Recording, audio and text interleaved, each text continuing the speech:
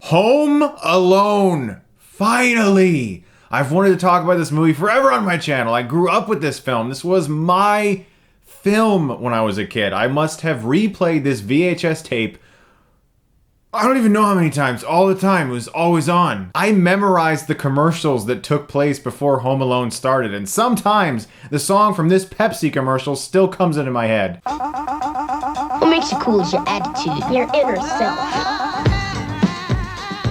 It's not the way your hair is cut. I have to show you the full shirt. Oh, it is beautiful. And so ugly. Oh, I love it. You. Every single winter, Home Alone is a must. Home Alone's been a staple of my entire life. I adore this film. Let's talk about it. This movie was the highest grossing film of 1990. I was 2 years old when it came out. I obviously did not see this film in theaters. And it stars a little innocent boy named Macaulay Culkin, who didn't stay innocent for very long. And little Kevin McAllister has such a huge family. You have his big brother Buzz. I wouldn't let you sleep in my room if you were growing on my ass.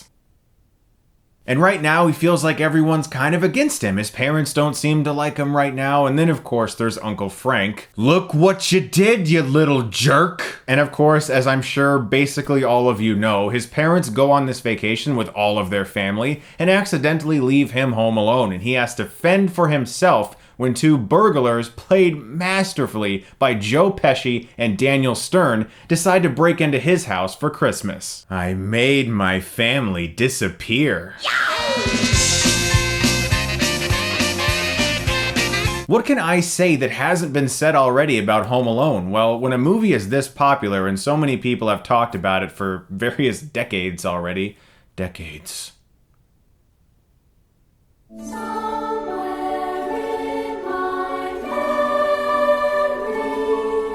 The best way that I can provide an original experience for you that's different from everyone else is tell you my personal stories involving this movie. One story that I swear to you is true. I'm not making this up. Right hand to my heart, this is true. There's a scene in this movie where Kevin McAllister decides to take a sled and go down the stairs of his home, and he launches out the front door. He's having the time of his life. Well, when I was a kid, I wanted to do that too. So I got in the laundry basket. The plastic laundry basket, and I went up to the top of the steps and I sat in that laundry basket. I must have been 4 years old. I don't know, 4 or 5 years old. I got in that laundry basket and I teetered on the edge of those stairs and I just went full on all the way down the stairs in a laundry basket. I then, for whatever reason, besides the fact that I did it without getting caught, decided I should tell my parents what I just did because I don't know, I was just a good kid. And my mom laughed a lot, and gratefully I wasn't injured, and she will tell that story to you forever. She will tell that story to people until their ears fall off. And you bet as a kid I set up a lot of micro machines. I had micro machines that had to go in front of doors, and people often were like, Chris, you're gonna kill somebody. Yeah, but Home Alone, it's so good, right? Yeah, it's funny, Chris, but you're gonna murder someone. Yeah.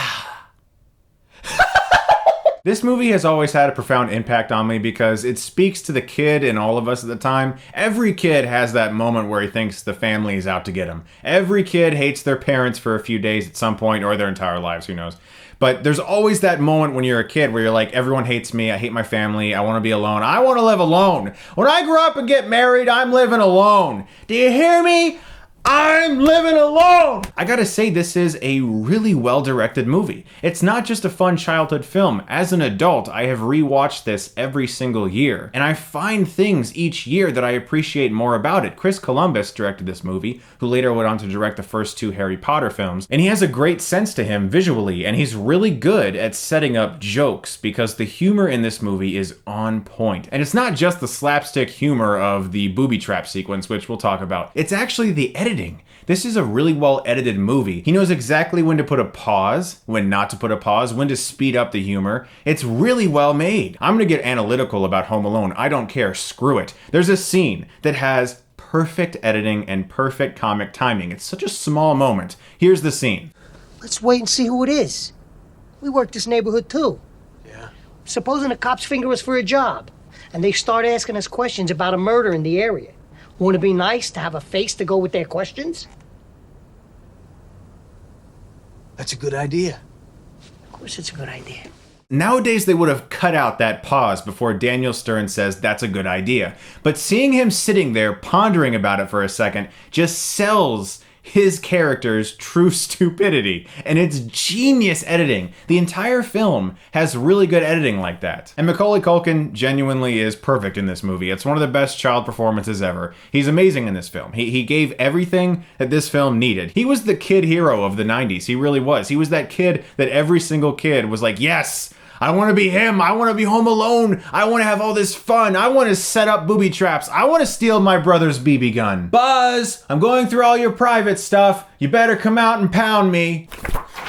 No clothes on anybody. Sickening. Now I gotta talk more about the Wet Bandits, Joe Pesci and Daniel Stern. As a kid, I always thought Joe Pesci was just hairy. I had never seen Goodfellas as a 5-year-old, obviously. But as an adult, after I saw Raging Bull and Goodfellas and Casino, and then I went back and watched Home Alone, I was like, oh my god, this was a really big departure for Joe Pesci. Shut it, Marv! And Daniel Stern as Marv, perfect casting. You can't even imagine him played by someone else nowadays. It's impossible to even comprehend someone other than Daniel Stern being with Joe Pesci in this movie. If you were to look at a photo of these two in the year 1989 or whenever they started making this movie, you'd probably be like, I don't know about that.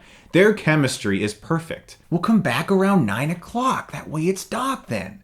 Yeah, kids are as scared of the dark. You're afraid of the dark too, Marv. You know you are. And how can I not talk about the scene? The aftershave scene. Ba-da-ba-doom, dum-dum, dum-da-dum, ba-da-ba-doom, dum-dum, dum-da-dum, da-da. I'm dreaming of a white Christmas, just like the ones we used to know. Dum, dum, dum, dum, dum, dum. Ah!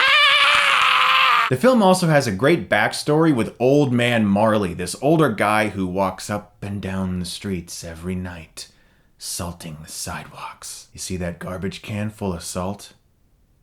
That's where he keeps his victims. The salt turns the bodies into mummies.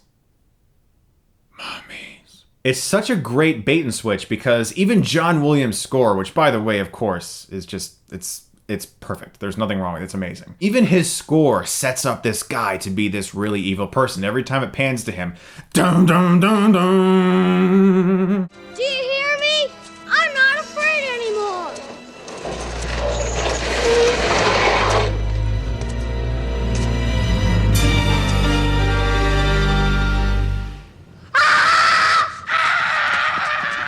But then you get that beautiful, heartfelt scene in the church where Kevin runs into him by accident, and at first he's really scared, but this guy's like, you know what, kid? We need to talk. And then he tells his backstory about how he can't see his granddaughter anymore because he had this really silly argument with his son, which provides that hook, which in the final moments of this movie, virtually every time I watch it, I cry. A lot of it has to do with John Williams' music, but it is a film that has that hook in there as well of drama, especially involving Kevin when he begins to realize that he truly does love his family and wishes they were here. So not only is this a very funny, well-directed movie with great performances, it's also a film that kids can take away something special from in the message category. And that message is, hey, you don't want your family around? Well, try not having them around for a while. You might want them back soon. I gotta talk about Angels with Filthy Souls. The best fake movie inside a real movie ever. I tell you what I'm gonna give you, snakes. I'm gonna give you to the count of 10 to get your ugly, yellow, no good for flushing carcass out my door. 1, 2, 10.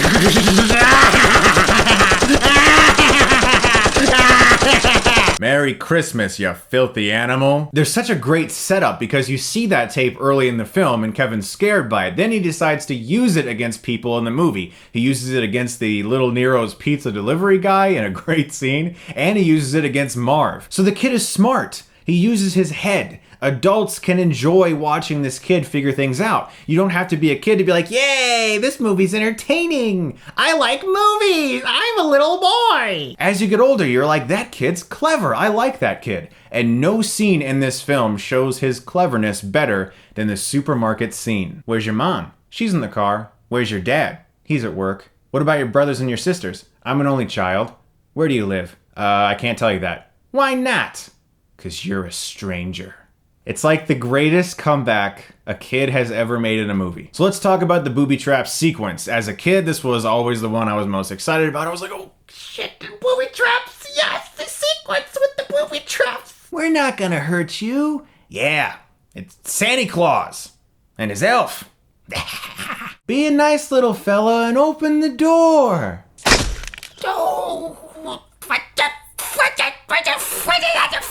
What happened? Get that little... This sequence is hilarious. Everything about it is just so gut-bustingly funny, and it's not just because the slapstick is good. As I said, a lot of this has to do with excellent editing and timing. Why the hell do you take your shoes off? Why the hell you dress like a chicken? You guys give up? Or are you thirsty for more? You bomb me with one more can, kid, and I'll snap off your kahunas and boil them in motor oil! Hello, my house is being robbed. My address is 656 Lincoln Boulevard. My name's Murphy. I watch Home Alone every year. It never gets old. It never will. I adore this film. It's one of my favorite family movies. It's one of my favorite comedies. It's easily my favorite winter Christmas themed movie, and I'm gonna give Home Alone an A+. Guys, thank you so much as always for watching my review of Home Alone. I hope you guys are having a great winter break. If you're interested in a review of Home Alone 2, my good buddy and longtime friend John Flickinger, aka The Flick Pick, has just posted his review for Home Alone 2, Lost in New York. There's gonna be a link for that in just a second here. Go over to his review, show him some love. You guys are the best. Thank you so much as always for watching, and if you like this, you can click right here and get Stuckmanized.